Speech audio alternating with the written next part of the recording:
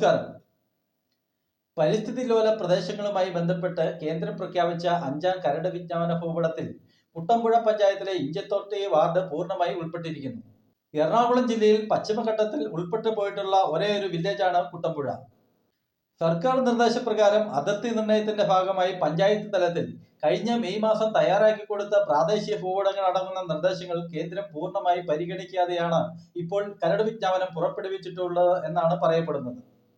2022 സംസ്ഥാന കാലാവസ്ഥാ വ്യതിയാന വകുപ്പ് തയ്യാറാക്കിയ ഭൂപടത്തിൽ കുട്ടമ്പുഴ വില്ലേജിലെ വടാട്ടുപാറ 1 മുതൽ 5 വരെയുള്ള വാർഡുകളും 6ാം വാർഡായ കല്ലേലിമേടും ഇഞ്ചത്തൊട്ടിയും ഉൾപ്പെട്ടു വന്നിരുന്നു. എന്നാൽ പുതിയ വിജ്ഞാപനത്തിൽ ഇഞ്ചത്തൊട്ടി വാർഡ് പൂർണ്ണമായി ഉൾപ്പെടുത്തി മറ്റ് പ്രദേശങ്ങൾ ഒഴിവാക്കിയിട്ടുണ്ട്.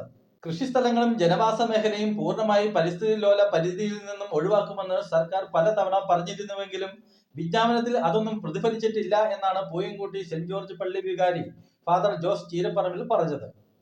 പശ്ചിമഘട്ട പ്രഖ്യാപനത്തിൽ ഒരു ജനവാസ മേഖലയും ഉൾപ്പെടുത്താൻ അനുവദിക്കില്ലെന്നും കരട് വിജ്ഞാപന പ്രകാരം സമയപരിധിക്കുള്ളിൽ തന്നെ കേന്ദ്രം പരിസ്ഥിതി മന്ത്രാലയത്തിൽ പരാതികൾ നൽകുന്നതിനായി പഞ്ചായത്തിൽ കോഓർഡിനേഷൻ കമ്മിറ്റി ചേരുമെന്നും ഫാദർ ചീരപ്പറമ്പിൽ അറിയിച്ചു.